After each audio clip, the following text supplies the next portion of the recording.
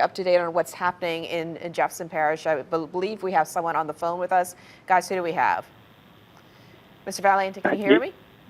Yes. This is Joe Valiente. So I'm the Director of Emergency Management. So this is a list, right? Yes, thank you so much. It's a very fluid situation here as we try to get a little bit of everything. You're giving us a perspective from Jefferson Parish, where just a short while ago, our Chief Meteorologist, Bruce Katz, talked about the severe flooding threat. What are the areas you're concerned about right now? Okay, so right now the West Esplanade Canal along Causeway, Bonneville, Power, and Transcon is near topping over. So, and so that's a big concern for us, because that's about a 4 or 5 mile stretch there along West Esplanade. We're also starting to have flooding that's occurring in Kenner, and that's due to the fact that our pumps are simply getting overrun by the amount of rain. We have about 105% capacity going right now, and it's simply there's just too much rain to deal with.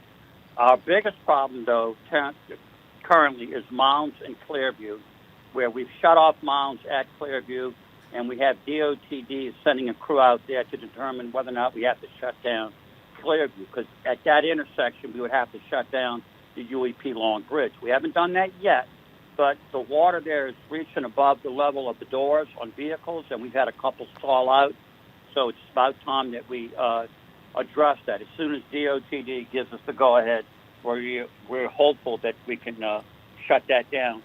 And other than that, we have some flooding along Jefferson Highway. We have some homes, a handful of homes, just like a handful, that are reporting like houses are getting in there, water's getting in their garages or dens. But it's very, very sporadic. We haven't been able to find a cluster yet, so it just might be a couple of homes that are just that have a low lying the way they sit on their property.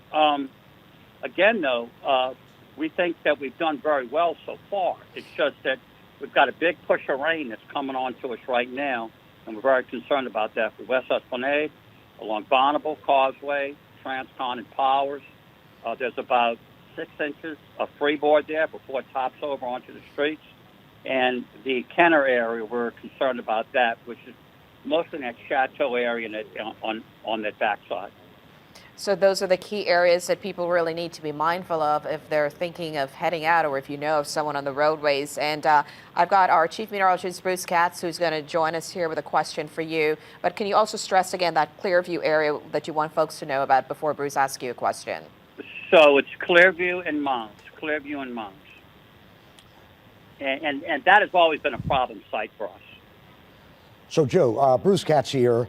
Hey, Bruce. When we talk about the canals, and I grew up on West Esplanade right off of Transcontinental, I know when those canals go up, and if they do go over their banks, the canal and the streets are even. So you don't know where that curb is. So if you drive in those areas, which you shouldn't be, and you go over that curb, you go in that canal, you're going down 8, 12, 15 feet, and your car's going to sink. So let's talk about that. I've been trying to put that out where when canals overflow and the depth of the water is even with streets, you're blind. You don't know where you're going. Oh, no, exactly right. You've lost all your landmarks that will help you stay on the road, because the street itself is flooded. All your peripheral landmarks to your right and left are gone. And you're right. You could easily just wander. Bruce, that's actually a great point. And I did want to say, while I have everybody on there, now is not the time under any circumstances to go out onto the streets. We're still assessing how many streets we have flooded. We don't have a good site map yet, but we are building one. And this is just not a good time under any circumstances to venture out onto the roadway with a vehicle. And finally, I've got sister-in-law in River Ridge. Her street floods horribly. Right now, no water in it, but it's within inches. Let's quickly talk about people, A, should not be on the road. B, if it's an emergency and you're going down a flooded street and you see the water's close to homes, you're throwing water into homes that may not have flooded if you wouldn't have driven down those streets. Oh, no, absolutely right. No.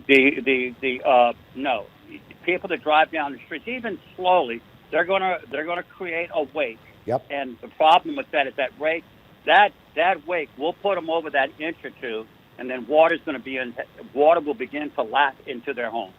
Absolutely. Well, I'm looking right now at Viper radar, and I don't know if you can see Fox 8 right now.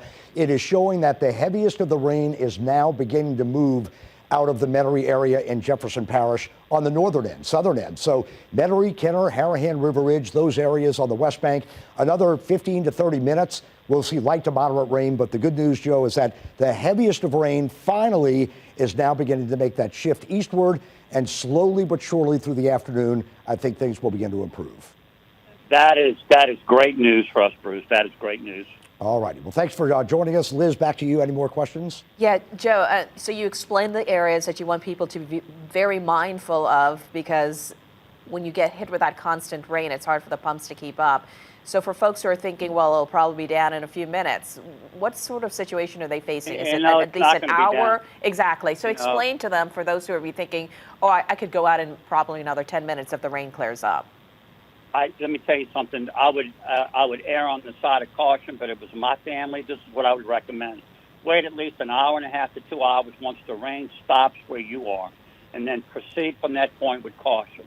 Again, West Esplanade, along that stretch with Bonneville Causeway, Transcon, and Power is on the verge of getting overtopped. And Bruce brought up that great point. Once it overtops, you will not be able to tell where the street ends and where the canal starts. You can easily wander over there. So stay away off of that roadway. Stay off of all the roadways. But the problems that we're having now are really starting to pop up at different locations. I will say this, though. The West Bank is very strong right now. We haven't had any issues on the West Bank. There is some minor street ponding with water, but we haven't had any reports of any water getting into houses on the West Bank. And overall, have you heard of, I know you touched on you're getting reports of water in homes. Are you guys checking to see if that's a situation or vehicles? We do. We have our streets department is out there, and they have a punch list that we update, and that they're going and they're checking all these different locations. I can tell you for a fact that the parish president's been riding around all morning and afternoon now, and she's physically confirming all these reports and such that we're getting. So we know that the information is good. It's just that, Liz, right now we're at the edge of that envelope, and so like what Bruce said, if this rain starts to subside and stops, our pumps should be able to catch up before any more damage is done to any homes or businesses. Okay, thank you so much, Joe Valiente. I appreciate you bringing us up to date on what's happening there in Jefferson Parish with the heavy rain, leaving behind a lot of different situations with flooding impacting a number of areas. Appreciate you. Liz, thank you for giving us a platform to get this information out there. We really rely on the news media for that platform. Thanks, and stay in touch.